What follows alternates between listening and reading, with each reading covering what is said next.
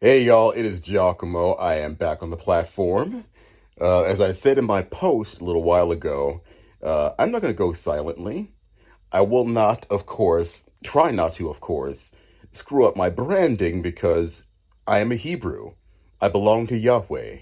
The blood of Yeshua HaMashiach is all over me, protecting me from evil, unless I submit to the evil. Anyway, y'all, it's Giacomo.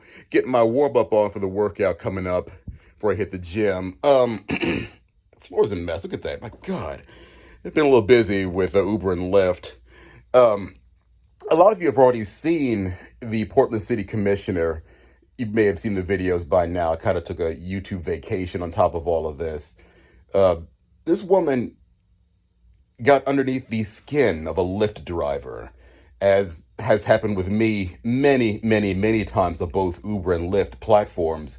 You go to pick up somebody and they're a disagreeable blankety blank, and you, as a rideshare driver, I don't know what this woman is all about, how entitled she feels, especially a person of considerable power being a Portland City Commissioner and all, decide she's not going to get out of the car after he told her, get the frack out. You know what I'm saying? Yes, I'm a fan of Battlestar Galactica. Give me a break. And so it's a really big deal. And of course, we all talk about the irony is woman is an advocate for defunding the police and, removing their funding and giving it to more mental health professionals and more like, look, the mental health professionals and the kids in school that you want to give the money to, when bad people come to hurt them, who are you going to call? The police. The police you're going to defund. I'm off that back on the original rabbi trail. So here's a woman who, and whatever, she looks like one of the freaking Planet of the Apes, a head full of dirty gray ropes for hair, whatever. That's my personal opinion. But here is someone of considerable influence who is in charge of other people and in charge of other people's lives. You think that, number one, if you're having a situation with a rideshare driver and you don't like that person's attitude, like, look, can you pull over, please? I don't want to take this ride with you any longer. And me and other drivers will probably say, oh, okay, well, can we solve the problem? Or if you were the instigator of the problem, we would gladly tell you, get the frack out.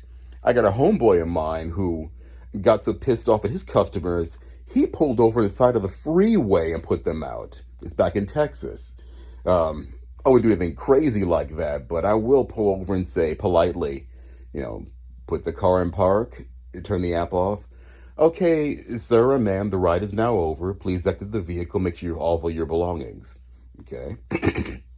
And that being the case, of course, both Uber and Lyft have really gone off the deep end with this whole COVID thing, as if, a plastic sheet, a bunch of masks, and no person in the front seat, which I don't obey. Sorry.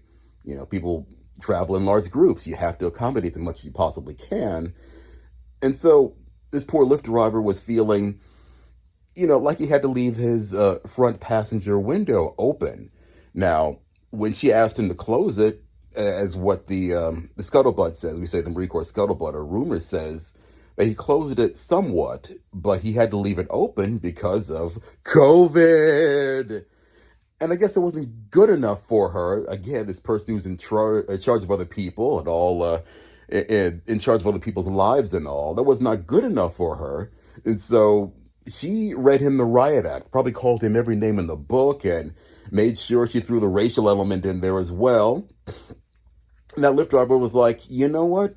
I'm going to exercise my right to pull over and put your ass out.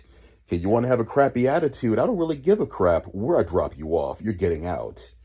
It's been a couple times I've had to do that. I'm like, look, get out. I don't care. You know what? I was as polite to you as possible.